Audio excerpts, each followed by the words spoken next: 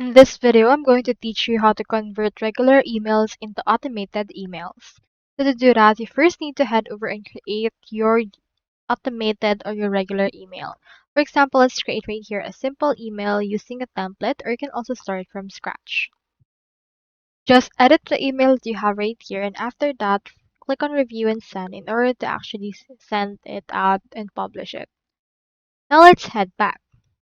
Once you have your email right here, you just need to duplicate or clone it.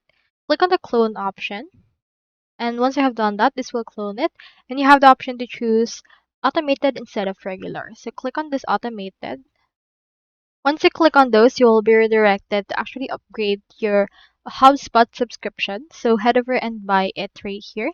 And once you have done that, you will be able to open the email template. You can set a trigger to create the workflow and sequence inside the actual email right there. You can add email action and define the timing for it.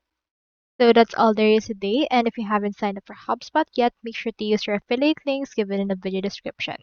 Thanks for watching, and I'll see you in my next video.